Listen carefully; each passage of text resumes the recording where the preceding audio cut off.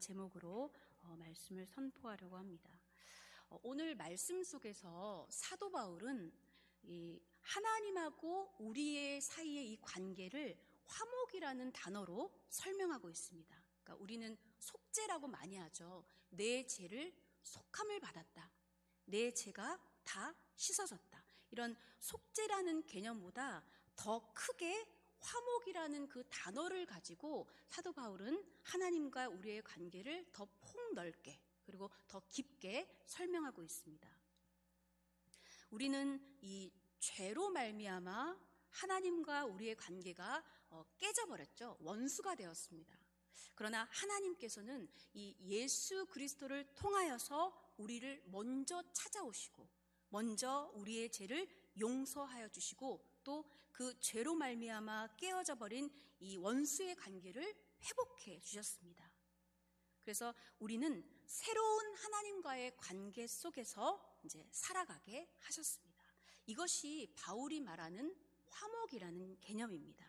그러니까 속죄와 구원을 이 하나님과의 화목이라는 개념의 말로 설명을 하고 있죠. 그래서 이 바울이 쓴 이 고린도후서 말씀뿐만이 아니라 로마서나 골로새서의 말씀 등에서도 화목이라는 표현을 또 사용하고 있습니다. 로마서 5장 10절에 보면 우리가 원수가 되었을 때에 그의 아들의 죽으심으로 말미암아 하나님과 화목하게 되었은즉이라고 화목을 얘기하죠. 그리고 또 골로새서 1장에 보면 십자가의 피로 화평을 이루사 그로 말미암아 자기와 화목하게 되기를 기뻐하심이니라 라고 말씀하십니다. 이처럼 우리와 하나님과의 관계를 화목으로 설명을 하고 표현을 하고 있는데요. 우리가 여기에서 아주 중요한 한 가지 진리를 깨닫게 됩니다. 그것은 하나님과 화목하는 길은 오직 예수 그리스도의 십자가 보혈을 통한 방법밖에는 없다라는 사실이죠.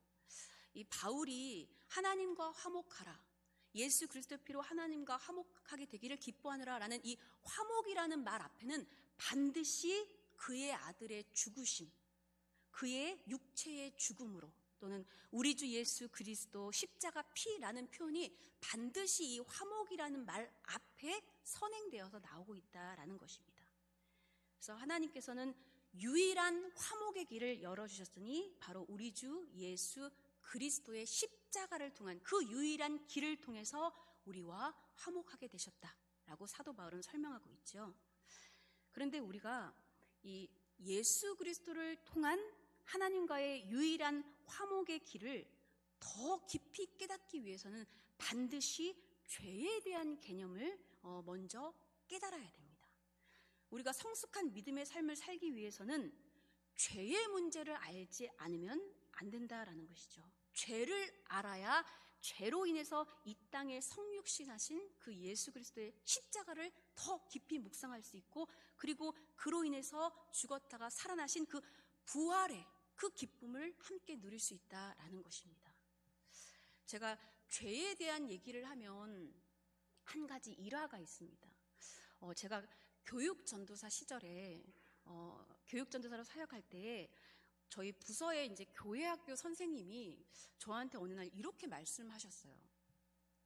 우리가 아이들한테 죄인이라고 가르치는 게 좀 불편합니다라고 표현을 하셨죠.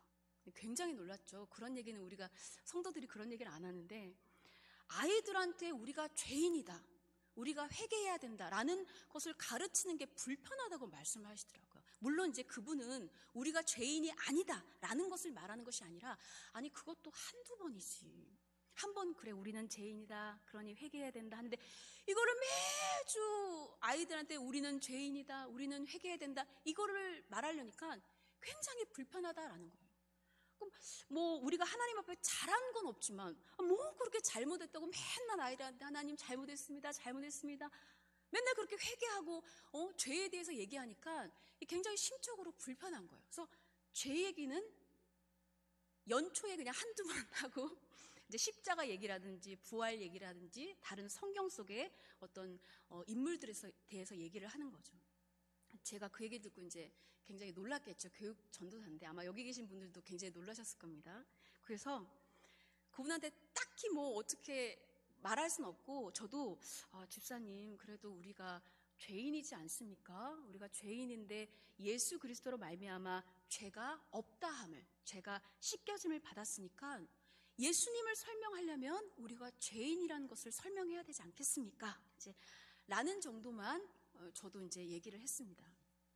그렇게 얘기를 하고 시간이 지나면서 그분의 말을 매번 곱씹을 때마다 제가 굉장히 회개한 것이 뭐냐면, 저도 사실은 죄라는 거에 대해서 더 깊이 제가 말씀을 찾으면서 죄가 무엇인지, 기도하면서 죄라는 것이 무엇인지 더 깊이 묵상하지도, 사실은 기도하지도, 사실은 말씀을 보면서 찾은 적이 없었다라는 거죠. 그러니까 그분의 그 불편한 고백이 실은 저에게도 있었습니다. 저도 죄라는 단어가 너무 좀 불편하고, 죄인이 아니라는 게 아니라 몇 번 빨리 얘기하고 빨리 십자가로 넘어가는, 아이들도 듣기 불편해할 거니까 나도 불편하니까 이러면서 저 또한 죄라는 단어에 대해서 성경에서 찾지도 묵상하지도 않았다라는 거죠.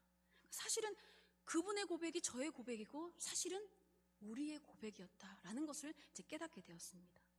사실 저도 이제 이 성경 말씀을 아이들에게 가르치고 있는데, 창세기에 나오는 아담의 선악과 얘기, 하나님께 불순종하고 하나님과 같이 되려는 그 교만한 얘기만 하고 우리가 아담의 그 원죄를 이어받았다, 그러나 예수 그리스도의 보혈의 피로 죄시즌 받았다 하면서 죄 얘기는 거기서 끝을 맺는 거예요. 거기서 마침표를 찍는 거죠. 더 이상 얘기를 하지 않습니다. 그 외에 다른 어떤 성경 안에 어떤 놀라운 막 승리의 이야기, 막 쟁취한 이야기, 기도했는데 응답받은 이야기, 이런 이야기들만 저도 계속 그런 거를 찾아서 얘기하게 되고, 또는 실질적으로 우리가 적용할 수 있는 말씀이 뭔가만 열심히 찾게 되는 것이죠. 그러니까 단순히 죄라는 건 하나님 잘못했습니다, 잘못했습니다, 마치 어린아이가 엄마가 몽둥이 들면 자기가 뭘 잘못했는지 모르고 그냥 엄마 잘못했어요, 잘못했어요 하는 것처럼, 죄는 마치 하나님 앞에 그냥 잘못했습니다, 잘못했습니다 이렇게 회개만 하는 것으로 우리는 생각하면서 너무 불편하니까 그 얘기를 자꾸 저 밑으로 이제 숨겨놓는 것이죠. 그러나 제가 이분의 그 어떤 불편한 고백을 들은 후로 회개하면서 죄라는 것이 무엇인지 내가 성경을 통해 깊이 묵상하고 기도하면서, 죄는 단순히 하나님 잘못했습니다, 잘못했습니다, 용서해 주세요 이것이 아니라 죄는 내가 하나님 앞에 서는 거구나 라는 것을 깨닫게 되었습니다. 하나님 앞에 섰을 때 내가 누구인가, 하나님과의 관계에서 나는 어떤 모습으로 하나님 앞에 서 있는가, 하나님 앞에서 나의 생각과 나의 말들과 내 마음과 내 삶은 어떤 것인가를 보는 것이 바로 죄였습니다. 그러니까 창조주 하나님 앞에서 특별한 형상으로 지음받은, 하나님의 형상으로 지음받은 나는 하나님 앞에서 어떤 피조물로 살아가고 있는가라는 작업이 없이 그냥 불편하고 하니까 자꾸 밑으로 숨겨놓는 것이죠. 창세기에 그 아담과 하와의 죄만 얘기하는 것일 뿐입니다. 이처럼 우리가 하나님 앞에 서면 그 어떤 내세울, 자랑할 의가 우리에겐 없습니다.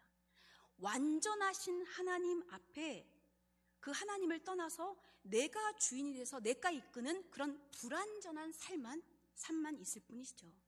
우리는 의가 아니라 불의를 향해서, 생명이 아니라 죽음을 향해서 오늘도 그저 빨리 달려가는 그런 헛된 한 인간임을 하나님 앞에서 우리가 깨닫게 되는 것입니다. 그래서 하나님 앞에서 나를 보는 것이 아니라 우리가 사람과 사람 사이에서 나를 보다 보니까 너보다는 내가 조금 덜 잘못했고, 너보다는 내가 조금 더 의롭고, 이렇게 기준을 잡게 되는 것이죠. 사실 그분이 그런 불편한 얘기를 했을 때 저는 저분은 저 말을 입 밖으로 꺼냈으니까 나보단 더 잘못한 사람으로 생각하고 있었습니다. 사실 나도 안에 있었고 나는 그거를 입 밖으로 안 꺼냈을 뿐인데 저분은 입 밖으로 꺼냈어요. 나는 저분보다 좀 더 성숙한 믿음을 가진 자로 여기면서 그냥 살았지, 사실은 그분이나 저나 우리나 하나님 앞에서 우리 자신을 보는 작업, 이 죄의 작업들은 사실은 우리도 하지 않았던 것입니다. 이처럼 우리가 사람 사이에서 나를 판단할 때 나는 조금 더 의롭고, 나는 조금 덜 죄인이고, 당신은 좀 더 죄인이고, 내 믿음은 더 성숙하고 당신은 덜 성숙하고, 이렇게 우리가 서로를 판단하지만 모두 다 하나님 앞에 서면 그 어느 것도 자랑할 것도 내세울 것도 없다라는 것이죠. 그래서 성경의 말씀이 더 마음을 찌릅니다. 기록된 바 의인은 없나니 하나도 없으며 깨닫는 자도 없고 하나님을 찾는 자도 없는 것이 바로 하나님 앞에 우리의 모습인 것이죠. 우리는 눈앞에 있는 하나님을 두려워하지 않는 삶을 살아가고 있는 자들입니다. 그래서 성경은 우리로 하여금 감각이 없는 자가 되어 자신을 방탕에 방임하며 모든 더러운 것을 욕심으로 행하되, 우리의 영적인 감각은 점점 둔해지고 우리의 귀는 막히고 눈은 막히고 보아도 만족하지 못하고 들어도 깨닫지 못하는 그런 헛되고 헛된 삶만을 우리가 살아가고 있다라는 것입니다. 이사야도 말씀을 합니다. 너희가 듣기는 들어도 깨닫지 못할 것이요 보기는 보아도 알지 못하리라 라고 그 백성들을 책망하지요. 그들의 마음이 둔해지고 또 귀가 막히고 눈이 감기게 되어 그들이 보고 들어도 깨닫지 못한, 그것이 바로 하나님 앞에 우리의 모습입니다. 사람과 사람을 향해서, 서로를 향해서는 어쨌든 우리는 비난해서 내가 조금 더 잘날 수 있으나 하나님 앞에서 그 어떤 사람도 의롭다 할 수 없는 것을 우리는 깨달아야 하는 것이죠. 성경에 보면 다윗이 하나님께서 높여주시는데, 다윗은 유일하신 하나님만을 찬양하고 높이는 왕이었습니다. 근데 우리가 시편의 말씀들을 읽어보면 다윗은 자신이 기쁜 상황에 처해 있든 고통의 상황에 처해 있든 어떤 형편 가운데 있어서도 항상 자신을 하나님 앞에 세워놓습니다. 자신의 어떤 상황에서도 하나님 앞에 자신을 세워놓고 부르짖고 또는 하나님을 향해서 찬양을 하지요. 그러니까 다윗의 모든 삶과 믿음의 고백들이 하나님 앞에 놓여 있다라는 것을 우리는 시편의 말씀을 읽으면서 깨닫게 됩니다. 이처럼 우리라는 존재는, 인간은 하나님이 그 어떤 다른 피조물들과 구별하여서 유일하고 특별한 이 하나님과의 관계 안에서 우리를 창조하셨습니다. 그렇기 때문에 우리는 하나님을 의존할 수밖에 없는 존재로 지어졌습니다. 그런데 자꾸만 그 자리를 벗어나려고 하고 그 자리를 이탈하려고 하는 거죠. 그리고 자꾸 하나님을 멀리 방향을 돌립니다. 우리가 있어야 되는 그 본래의 자리, 특별한 자리에 머무르지 않는다라는 것이죠. 결국 우리가 가려는 그 자리는, 우리가 바라보는 그 방향은 결국은 창세기에서 말하는 것처럼 하나님과 같이 되려는 자리요, 하나님과 같이 되려는 방향, 즉 교만의 죄성이 전부 다 우리에게 있다라는 것을 성경은 말하고 있습니다. 참 놀라운 것은 이 고린도후서 오늘 읽은 5장 21절의 말씀에 이렇게 말씀하시죠. 이런 우리의 악함과 교만함과 불신앙의 죄악들을 사실은 우리가 지어야 하는데 죄를 알지도 못하신 이를 우리를 대신하여 죄로 삼으시고 라고 표현합니다. 고린도후서 5장 21절에 보면 죄를 알지 못하신 이에게 우리의 모든 죄를 짊어지어서 그로 죄를 삼으셨다라고 말씀하시죠. 우리가 예수님께서 우리의 죄를 담당하셨다, 그에게 우리의 죄를 전가한다, 이런 표현은 많이 쓰지만 그가 죄가 되었다라는 표현은 잘 안 씁니다. 예수님에게 모욕이 될까 봐, 예수님이 그냥 짊어지셨다, 담당하셨다, 그에게 전가되었다라는 표현을 써도 그가 죄가 되셨다라는 표현은 잘 안 쓰지요. 근데 오늘 말씀에 보면 죄를 알지도 못하신 이가 우리를 대신하여 죄로 삼으신 것은 그가 죄가 되셨습니다. 그가 죄가 되셨기 때문에 우리가 하나님 앞에 나아갈 수 있는 것이죠.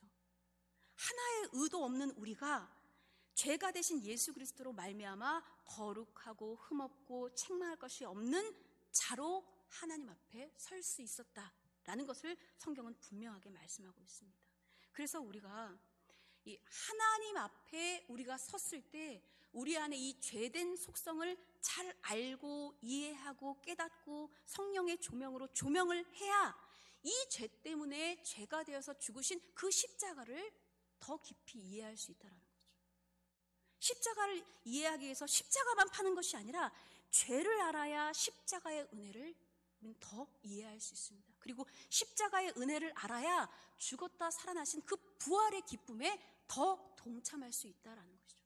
이 죄와 십자가 부활은 서로 긴밀하게 연결돼서 어느 거 하나 뗄 수가 없지만 그 모든 것의 첫 시작은 바로 하나님 앞에서 우리가 서서 우리가 누구인지를 깨닫는 그 죄의 작업이 먼저 첫 번째로 시작되어야 함을 성경은 말씀하고 있습니다. 이게 바로 하나님과의 화목을 위한 첫 번째 시작, 바로 하나님 앞에 나를 세우는 것, 내가 하나님 앞에 어떤 존재인지 깨닫는 것, 이것이 바로 화목의 첫 번째 시작입니다. 그래서 우리 모두에게 오늘 18절, 19절의 말씀을 보면 여기서 끝나는 것이 아니라 우리 모두에게 화목하게 하는 직분을 주시고 화목하게 하는 말씀을 우리에게 부탁하셨다라고 말합니다. 십자가 부활로 끝나는 것이 아니라 너희는 화목하게 하는 직분을 감당하고 화목하게 하는 말씀을 세상에 전하라라는 거죠. 이 말씀을 읽으면서 이 찬송가 508장 우리가 방금 찬양한 우리가 지금은 나그네 되어도를 다시 부르니까 화목의 말씀이 뭔지 이 찬송가 안에 다 들어있습니다. 화목의 말씀이 뭔지 1절에 보면 우리가 지금은 나그네 되어도 머자나 화려한 천국에 간다는 바로 이것이 화목의 말씀이죠. 2절에 보면 온 세상 만민들 흉악한 지에서 떠나라, 이것이 바로 화목의 말씀입니다. 3절에 보면 영생의 복락과 천국의 갈 길을 만백성 알게 하는 것, 이것이 바로 화목의 말씀이고 화목의 직분이다라는 거죠. 근데 이런 놀라운 직분과 말씀을 천사도 흠모한다라고 말합니다. 천사도 흠모하겠네. 이 직분을 천사도 흠모하고 있다라고 찬송은 말하고 있습니다. 이토록 천사가 흠모하는 이 화목의 말씀과 화목의 직분을 오늘 우리에게 주셨음을 성경은 말씀하고 있죠. 그런데 조건이 있습니다. 이 직분과 이 말씀을 잘 감당하려면 오늘 17절 말씀, 그런즉 누구든지 그리스도 안에 있으면 새로운 피조물이라 이전 것은 지나갔으니 보라 새 것이 되었도다. 우리가 이 직분을 감당하기 위해서는 옛사람을 벗어버리고 반드시 새 사람이 되어야 합니다. 그리스도 안에서 죄를 벗어버리고 하나님의 의로 말미암아 새 사람이 되어야 이 직분을 감당할 수 있고 이 말씀을 전파할 수 있다라는 거죠. 에베소서도 이렇게 말씀합니다. 유혹의 욕심을 따라 썩어져가는 구습에 따르는 옛사람을 벗어버리고 오직 너희의 심령이 새롭게 되어 하나님을 따라 의와 진리의 거룩함으로 지으심을 받은 새 사람을 입으라 라고 말합니다. 우리는 새 사람이 되어야 합니다.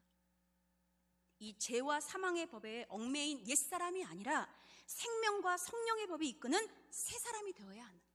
이것이로 바로 화목의 말씀과 직분을 감당하기 위한 조건입니다.